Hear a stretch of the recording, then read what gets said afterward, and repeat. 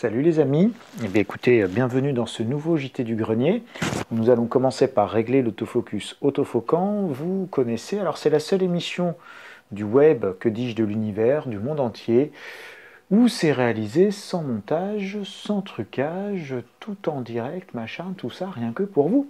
Vous avez vu ce qui s'affiche à l'écran?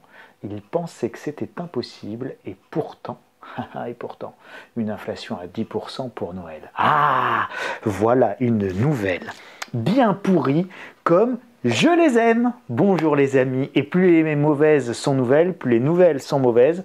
Me feras-tu un bébé pour Noël? Et oui, Stéphane est cher, ça ne nous rajeunit pas, les plus anciens comprendront le clin d'œil de chanson. Ah, cette chanson, les nouvelles sont mauvaises d'où qu'elles viennent. Et oui, me demande-t-elle soudain, et je voulais simplement déjeuner en paix. Eh bien non, vous ne déjeunerez pas en paix, j'ai bien du pourri, du moisi, mais toujours avec un grand sourire, évidemment, parce que bien plus c'est pourri, plus il faut en rire, plus il faut s'en amuser, et puis évidemment comprendre ce qu'il se passe.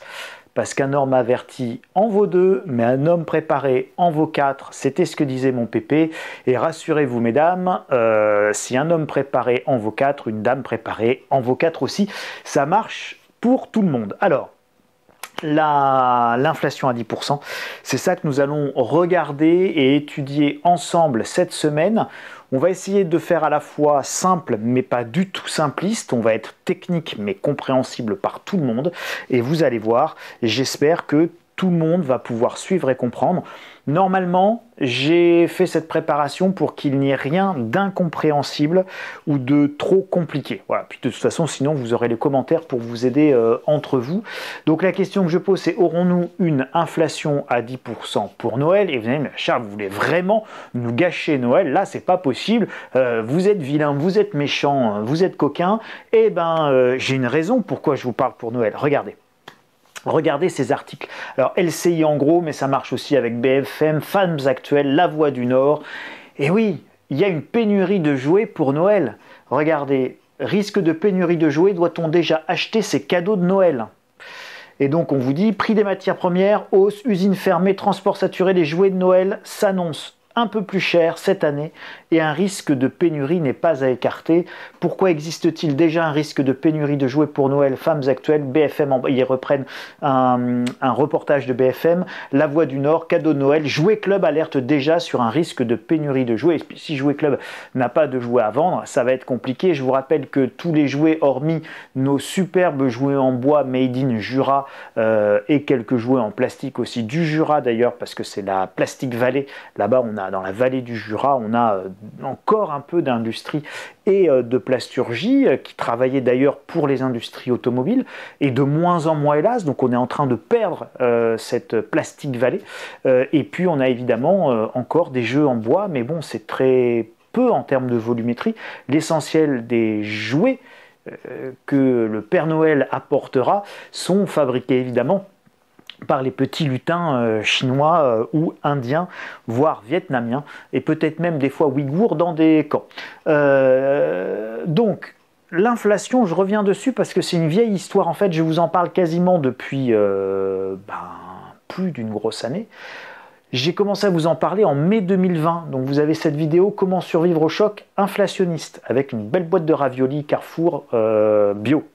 Je vous en ai reparlé en mai 2021, « Inflation, le retour, comment éviter la ruine ».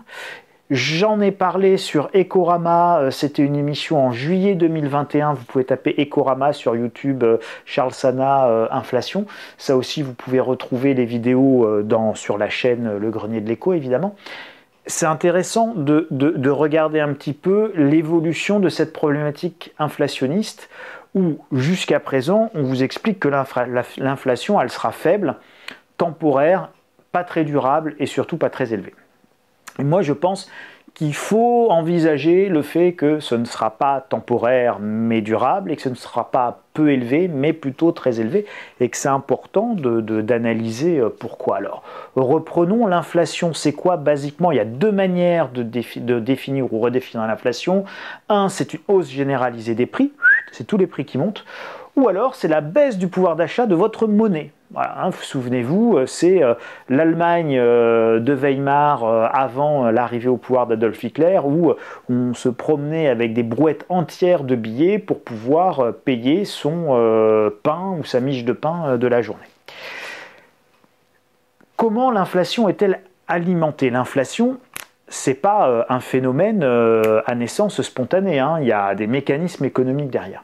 Alors, pour que les prix montent, il faut que, donc pour que les prix montent de manière durable, il faut que l'inflation soit entretenue. Donc il faut qu'il y ait du carburant à l'inflation. Et ce carburant à l'inflation, c'est de toute manière la solvabilisation des acteurs économiques et des ménages. Et donc vous avez deux moyens de solvabiliser les acteurs économiques ou les ménages, c'est-à-dire les consommateurs.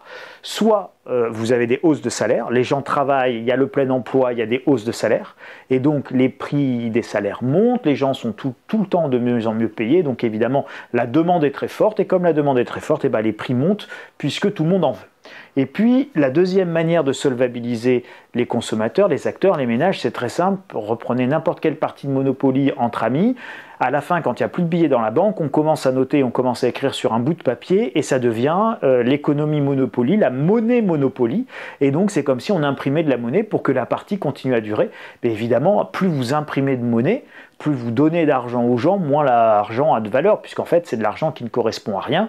Alors, c'est ce qui se passe au Venezuela, c'est ce qui se passe en Argentine, c'est ce qui se passe dans tous les pays qui, à un moment donné, ont un recours excessif et isolé à la planche à billets. Si tout le monde fait pareil au même moment, c'est un petit peu différent.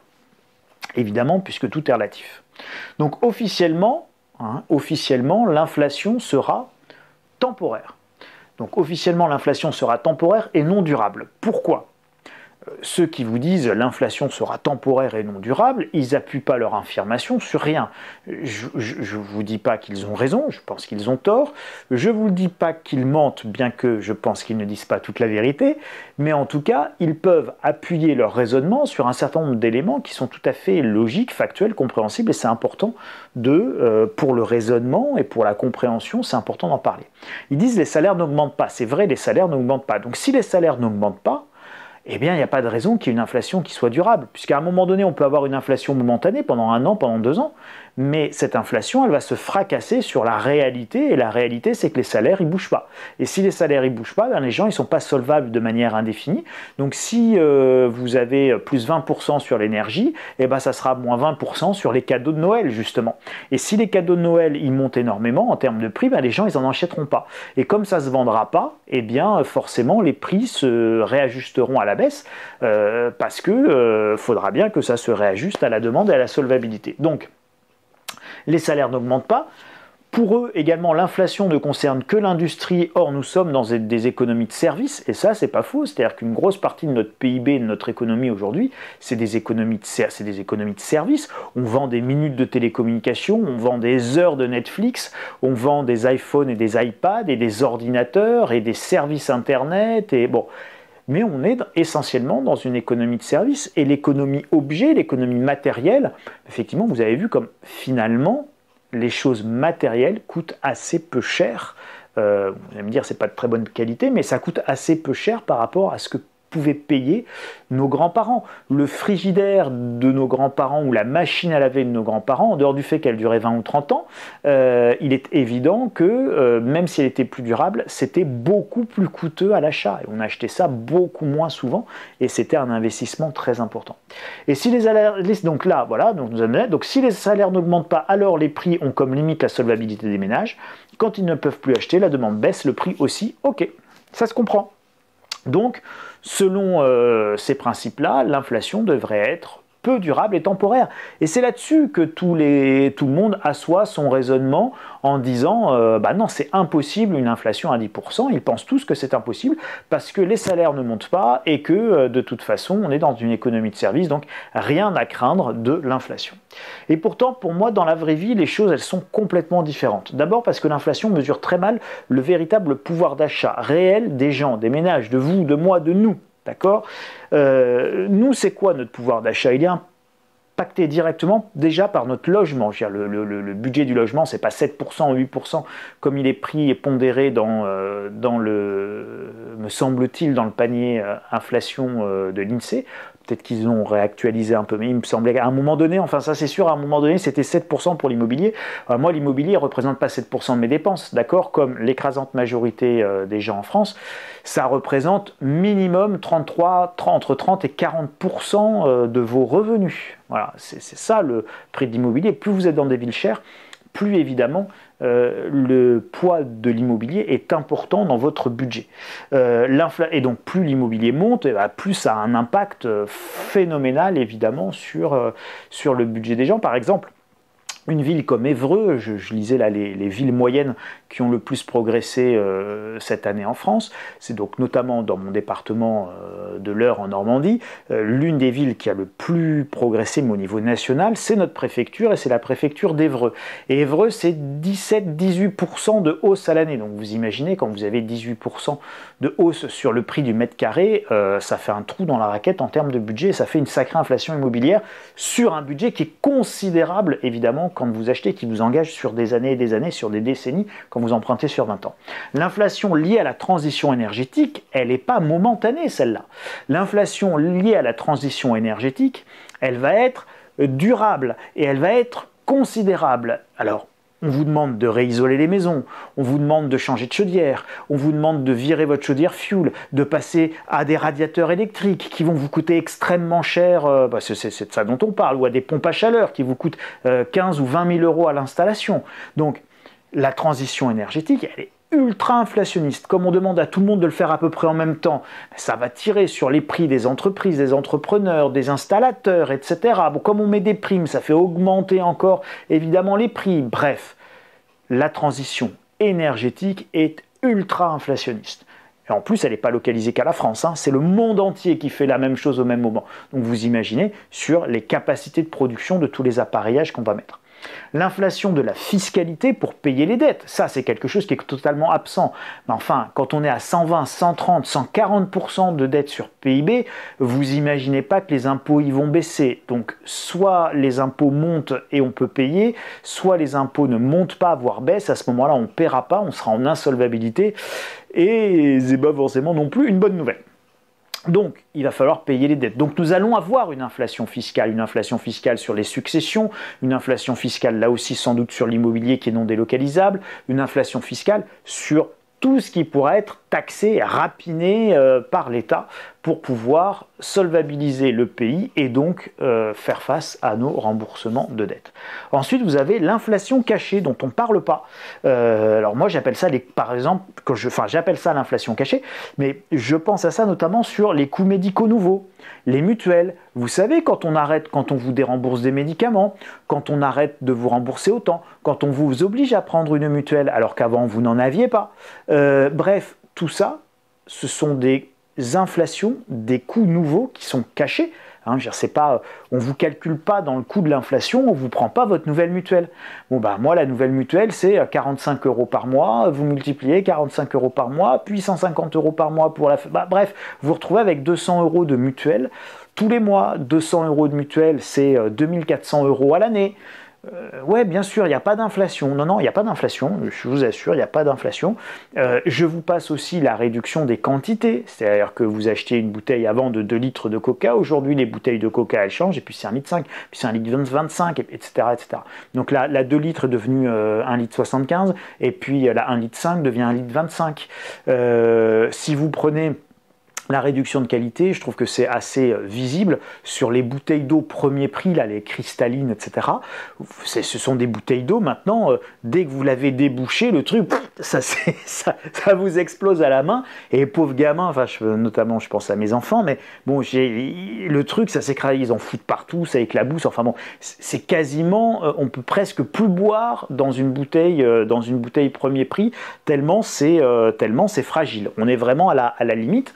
Donc vous voyez bien qu'on est dans des réductions de coûts, et ces réductions de coûts, elles permettent de maintenir le prix, mais en réalité, ça masque une inflation que j'appelle l'inflation cachée. Là, par exemple, sur la qualité. Donc vous avez sur la quantité, vous avez sur la qualité. Donc on a plein de moyens de cacher l'inflation, de ne pas la prendre en compte et de se rassurer en disant, bah, regardez, hors énergie, hors immobilier, hors essence, hors tabac, hors taxes, oh bah, l'inflation, elle est quand même vachement mesurée. Elle est mesurée sur quoi? Elle est mesurée sur les trucs que tu n'achètes pas ou sur les trucs qui, dans votre budget, ne représentent pas une partie considérable, en tout cas extrêmement significative du budget des gens. Encore une fois, le budget des gens, c'est le logement, le transport, l'énergie. Ce sont les charges fixes qui sont incontournables. Vous vous logez, vous vous déplacez généralement pour aller travailler et vous vous chauffez.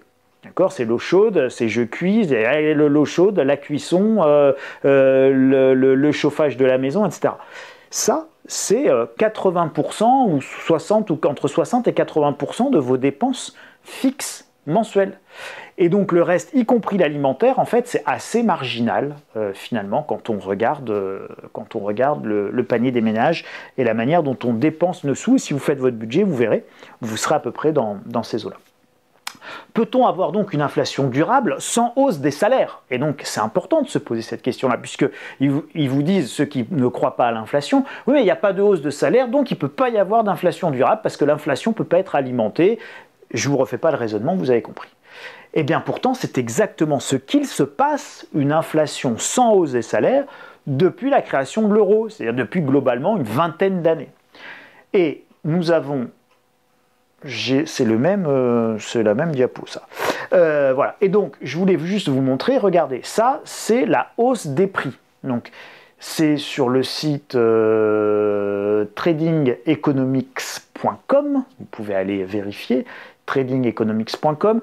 Cette présentation sera téléchargeable dans l'édito demain du jour sur le site insolentiae.com. Vous pourrez télécharger cette présentation en PDF. Comme ça, vous aurez toutes les sources, etc. Puis vous pouvez... voilà, petit cadeau de la maison. Donc là, vous avez l'augmentation des prix depuis 1992. Voilà, bon, c'est quand même à un horizon de temps assez long, c'est assez sympa. Et regardez, en gros, c'est vachement linéaire. Est-ce que les prix, ils augmentent plus? On va dire, bon, le passage à l'euro, c'est à peu près ici. Le passage à l'euro n'augmente pas le rythme de hausse des prix officiels. D'accord, je suis d'accord. C'est l'inflation, elle est plus élevée en soi, on est bien d'accord. Mais si on se base sur la source officielle, regardez, on a quand même une belle ligne droite bien linéaire. En fait, le problème ne vient pas de la hausse des prix, elle est toujours identique avant l'euro, après l'euro, puis on trichait tout aussi bien avant qu'après l'euro sur le taux d'inflation, donc on a toujours triché là-dessus, donc c'est pas ça la variable. On est bien d'accord, l'inflation elle n'est pas plus forte en fait avant ou après le passage à l'euro. C'est pas ça qui s'est passé. Et pourtant, vous êtes très nombreux à dire non mais depuis l'euro, l'inflation elle est terrible. Non, mais il s'est bien passé quelque chose. Et vous allez voir, ça va être très clair. Ça, c'est la croissance des salaires. Et regardez, c'est la croissance des salaires depuis 2000. Et vous voyez que l'augmentation, alors bon, elle est compliquée la courbe, d'accord, parce que ce sont des moyennes annuelles d'augmentation de salaire. Donc ça donne des trucs vachement assurés comme ça. Mais ce qui est intéressant, c'est de faire la moyenne. Et la moyenne, c'est le trait noir que je vous ai mis là. D'accord? Et donc vous voyez qu'en fait, si on reprend, l'inflation, elle monte toujours comme ça, depuis l'euro. Mais depuis l'euro, les salaires, ils baissent toujours comme ça.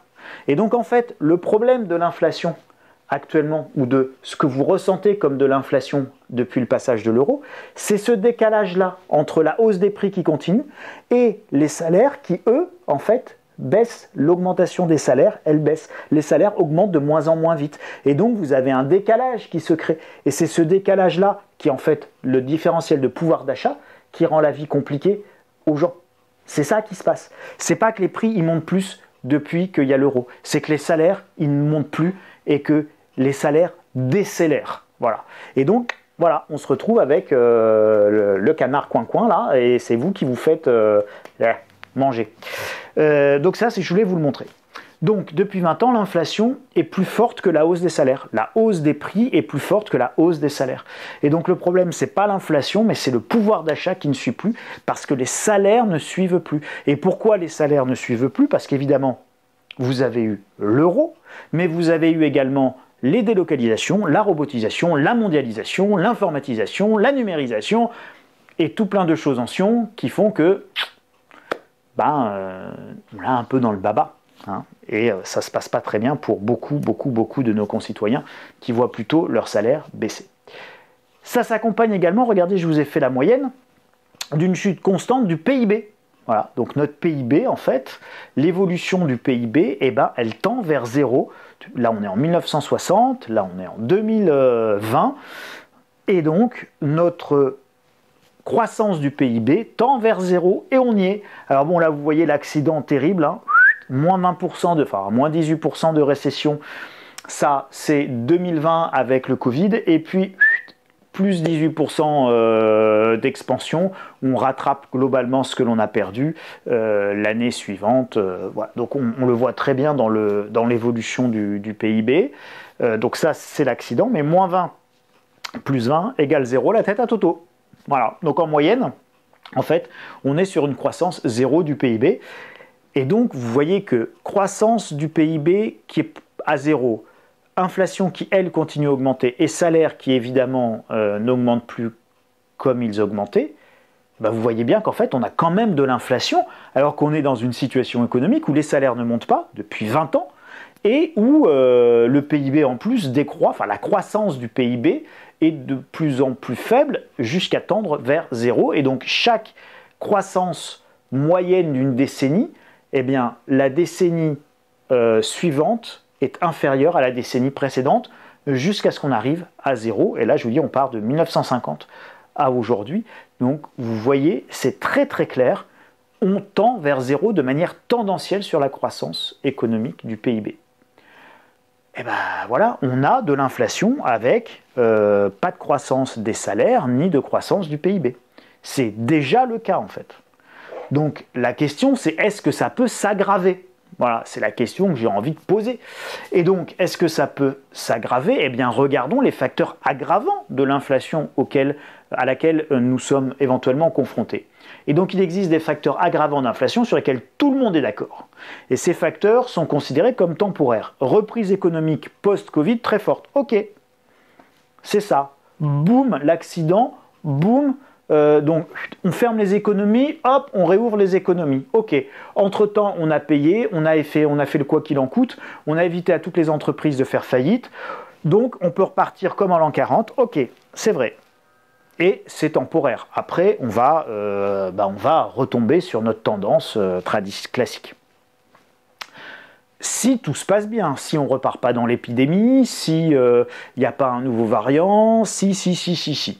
Ensuite, les goulets d'étranglement dans les productions livraisons égale des pénuries, mais on vous dit, ouais, c'est lié au Covid, d'accord, on a tout éteint, tout coupé, faut tout repartir, bah maintenant c'est compliqué, tout le monde en a besoin là, maintenant, tout de suite, donc on a des pénuries, on a des goulets d'étranglement dans les livraisons, dans les productions, mais ça va petit à petit se résorber, et d'ici, en gros, sur 2 ans, ça va disparaître. Donc on va avoir un petit choc inflationniste pendant 1 an, pendant 2 ans, mais encore une fois, c'est temporaire, et après, ça repart.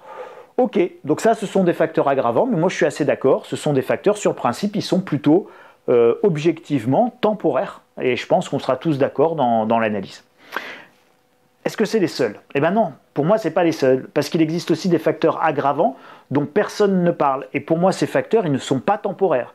Ils sont beaucoup plus durables, ils sont fondamentaux. Je vous en ai parlé d'un, je vous ai parlé de la transition énergétique et écologique, avec une hausse significative et durable de l'énergie, des produits nécessaires à la transition écologique, matériaux d'isolation, matériaux de construction, tout ce qui va rentrer dans la composition des panneaux solaires, des voitures électriques, du cuivre, de l'argent, mais il en va falloir des quantités phénoménales.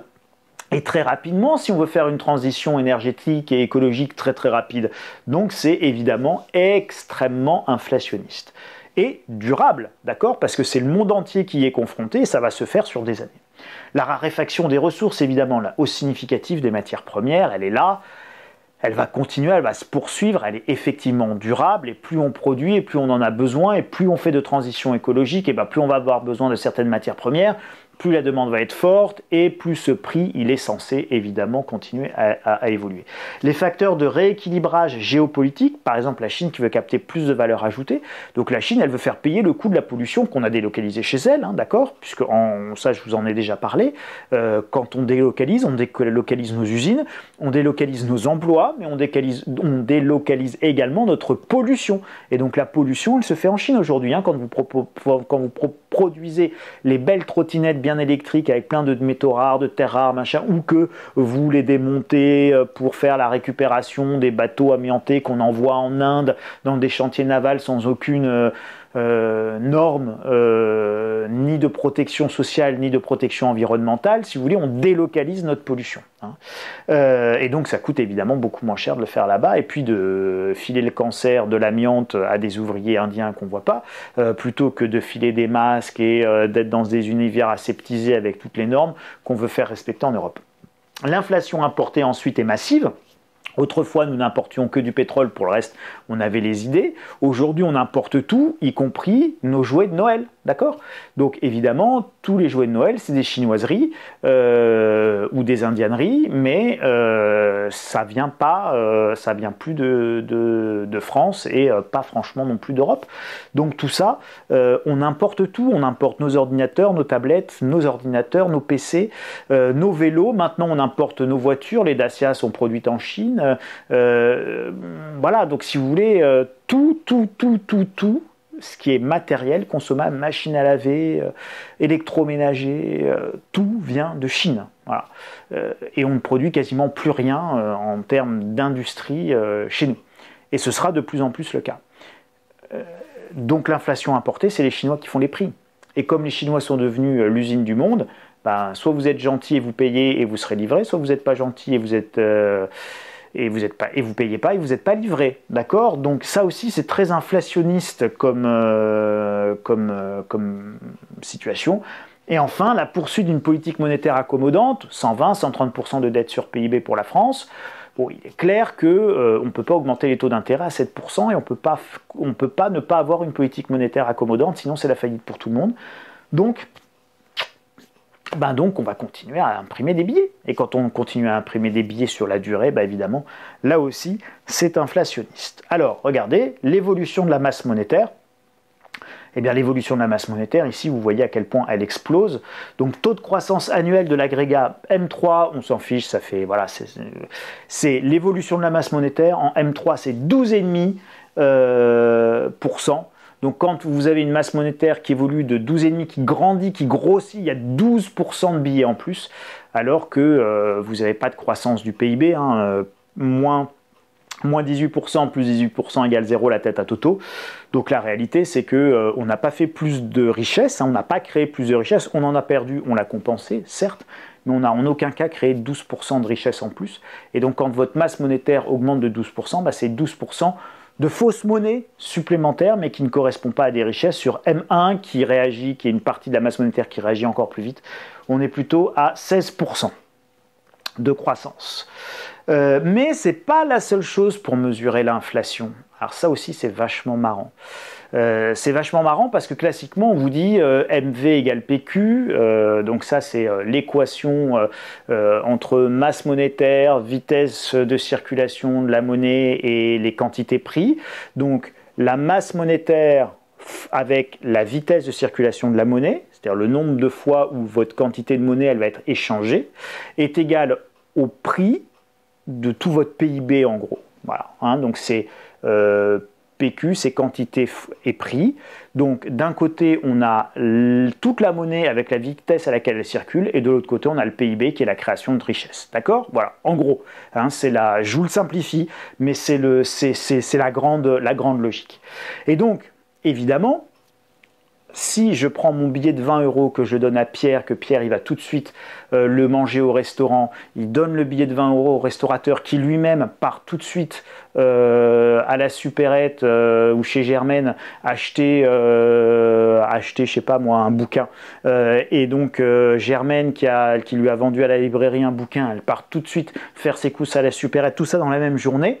Vous voyez bien que l'argent circule très vite et donc le même billet il fait plein d'opérations économiques. Mais si je file 20 € à Pierre et que Pierre, il le met dans la poche là, et puis qu'il thésaurise ces 20 € et les 20 € ils ne circulent pas, bah, ces 20 € là, ils sont bloqués, ils sont stérilisés, ils ne bougent pas, et donc ça vient dégrader le nombre d'opérations économiques faites avec une unité monétaire. Et donc, moins il y a d'opérations économiques avec vos billets, bah, moins vous avez de vitesse de circulation de la monnaie, ça je pense que vous l'aviez compris, et donc moins vous avez de croissance, ce qui est assez logique en fait. Donc pour avoir de la croissance et donc de l'inflation, il faut deux paramètres. Vous avez une quantité de monnaie, mais vous avez le nombre de fois où chaque billet, chaque quantité de monnaie va être utilisée. Et ça s'appelle la vitesse de la circulation de la monnaie. Et vous voyez, donc j'ai pas trouvé la vélocité de la monnaie en Europe. J'ai cherché, j'ai pas trouvé des chiffres réactualisés. Donc je vous ai pris les chiffres américains sur le site Fred, d'accord. Donc c'est la Federal Reserve of Saint-Louis. Donc vous pouvez aller vérifier. Le mot clé c'est Velocity of Money Stock, d'accord. Vous pourrez aller vérifier. Et donc vous voyez ici 2020. Covid, c'était déjà pas terrible, mais ça repartait un peu à la hausse. Et là, la vélocité de la monnaie, elle, s'effondre. On arrive quasiment à 1, c'est-à-dire qu'il ne se passe rien, le billet il est dans la poche, il ne bouge plus. Et donc la monnaie ne circule plus. Et on pourrait se dire, bah oui, mais ça va mieux, parce que vous avez vu, le PIB, il repart comme ça. Il repart comme ça, mais la vélocité de la monnaie, elle repart pas. Elle repart pas, et sur M1 c'est pareil, ça repart pas. Non, là on n'est pas sur M1, on est sur quoi là? On est sur M2, pardon. Donc là on est sur l'agrégat M1 et là on est sur M2. J'ai pas trouvé M3, mais enfin la logique est à peu près similaire. On ne voit pas non plus au Q2, donc deuxième trimestre 2021, paru en août, le 26 août 2021. Donc ce sont les derniers chiffres qui sont disponibles sur la vélocité de la monnaie aux États-Unis. Il n'y a pas de vitesse de circulation de la monnaie, ça a calé, ça repart pas. Donc la croissance économique, en fait, il n'y en a pas dans le sens d'échange de billets, d'économie qui tourne vite et de consommation qui tourne vite. Il n'y a pas de vélocité de la monnaie pour le moment. L'économie a calé, elle ne repart pas. Donc ça plaiderait plutôt dans le sens où votre inflation va être temporaire. C'est ça que ça veut dire. Sauf si les acteurs économiques et les agents économiques se mettent à penser qu'effectivement, oula, il pourrait y avoir de l'inflation, mais alors là, par contre, je vais vite dépenser mon argent, et donc là, je pourrais avoir de la vélocité de la monnaie qui repart extrêmement vite. Et on pourrait se retrouver tout à fait avec une courbe comme nous avions vu sur le PIB, vous avez vu avec l'effondrement de moins 18, puis la hausse de plus 18. Et bien sur la vélocité de la monnaie, on pourrait tout à fait assister au même phénomène. Donc voilà, mais pour le moment, c'est pas reparti. Objectivement, c'est pas reparti. Résumons.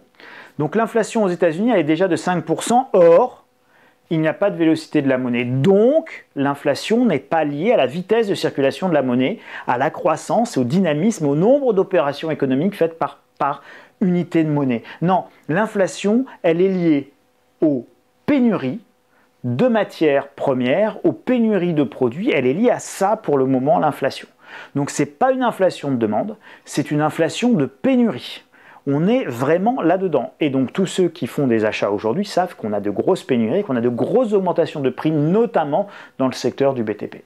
Donc les salaires n'augmentent pas, il y a déjà une inflation, pourtant il n'y a pas de vélocité de la monnaie, pourtant les prix des matières premières montent, les pénuries sont nombreuses, la Chine veut sa part du gâteau, la transition écologique est très inflationniste, la création monétaire est immense, les taux ne peuvent pas être remontés vu l'endettement des États, la vitesse de circulation de la monnaie reste terriblement basse, ces signaux semblent contradictoires. Effectivement, c'est contradictoire, parce qu'on est dans une situation assez unique. Mais tout est réuni pour une inflation durable sans croissance forte, une inflation qui va accompagner la transition écologique. Et pour moi, en fait, c'est les pénuries, elles sont beaucoup plus durables, parce que nous avons un problème de fond d'accès aux ressources versus une demande qui est effectivement importante. Mais cette demande importante, en fait, comme il y a pénurie, il y a goulet d'étranglement, on attend, et donc tant que vous n'êtes pas livré, vous ne payez pas. Et donc il ne peut pas y avoir la circulation de la monnaie. En fait, vos sous, ils sont dans le même goulet d'étranglement que l'économie productive est dans le goulet d'étranglement. On a de l'argent et l'argent n'est pas le problème, on n'a plus les produits en face. C'est ça que disent les pénuries. Donc les prix montent pas parce que l'argent circule trop vite et qu'il y a beaucoup, encore une fois, de dynamisme économique. Les prix montent parce qu'il n'y a pas de produits en face. Et donc je pense que c'est comme ça qu'on peut expliquer une partie de la contradiction de 5% de croissance, mais pas de vélocité de la monnaie. Voilà. Moi, c'est ce que j'en déduis. Donc, ceux qui peuvent aller plus loin, vous pouvez évidemment vous abonner à la lettre stratégie et prendre le dossier sur le retour de l'inflation. N'oubliez pas que l'inflation, c'est une taxe sur vos sous, sur votre épargne. L'inflation, ça appauvrit. Donc, quand on perd 5% ou 10%, on est appauvri. Donc, si vous anticipez de l'inflation, et bien encore une fois, vous avez plus intérêt à stocker et à acheter maintenant qu'attendre demain, où ce sera plus cher ou pas forcément disponible. Je pense à tous ceux qui veulent faire des travaux dans leur maison, à ceux qui éventuellement veulent changer de voiture. Bref, il y a plein de choses comme ça. Vous pouvez penser que, par exemple, aujourd'hui, il faut attendre 6 mois pour avoir certains utilitaires ou pour avoir certaines voitures, parce qu'il y a des pénuries de semi-conducteurs. Puis apparemment, c'est de plus en plus durable, ces pénuries de semi-conducteurs. Bref, soyez vigilants là-dessus. C'est important d'anticiper cette inflation et puis de voir ce qui peut vous manquer. Puis évidemment, quelque chose qui est très concernant, c'est l'inflation alimentaire et c'est l'inflation qu'on peut avoir sur son caddie de course et sur son panier pour manger. C'est une inflation qu'on voit parce que c'est une inflation du quotidien. Mais encore une fois, finalement, sauf pour les plus pauvres, et on va dire pour les gens effectivement au SMIC, là c'est forcément significatif le budget repas. Pour les gens qui sont un petit peu plus riches, évidemment c'est moins significatif. Parce que quand le paquet de nouilles il passe de 80 centimes à 88 centimes, ça fait effectivement 10% d'augmentation, mais 8 centimes, on arrive généralement à l'absorber. Parce qu'en valeur absolue, c'est pas beaucoup. En valeur de pourcentage, c'est beaucoup, mais en valeur absolue, c'est pas beaucoup. Mais ça n'a pas toujours été comme ça. C'est-à-dire qu'il y a 50-60 ans, le logement coûtait beaucoup moins cher et le panier de nourriture coûtait beaucoup plus cher. Il serait assez logique qu'on vive au cours de cette transition énergétique également un basculement entre les prix de l'immobilier qui sont très chers et les prix de la nourriture qui sont descendus très bas en fait en termes relatifs, et qu'on ait un rééquilibrage avec des prix de l'immobilier qui vont baisser et évidemment des prix de l'alimentaire par exemple qui vont considérablement augmenter. Ça pourrait être une des conséquences à terme de cette transition énergétique et écologique. Si vous avez aimé cette vidéo, vous la partagez, vous me mettez un gros doigt bleu, évidemment. Vous vous abonnez à la chaîne Le Grenier de l'Éco si vous le souhaitez, mais aussi au site insolentiae.com pour être informé tous les jours des informations économiques clés. Voilà, moi je vous retrouve la semaine prochaine pour un nouveau JT du Grenier. Je vous souhaite une belle semaine. Une belle fin de dimanche pour ceux qui verront cette vidéo ce soir. Et puis, prenez bien soin de vous, les amis. Et puis, bonne réflexion surtout à tous. Réfléchissez bien, pensez bien, débattez, parce que les commentaires sont aussi là pour ça. Merci beaucoup. À la semaine prochaine. Salut les amis.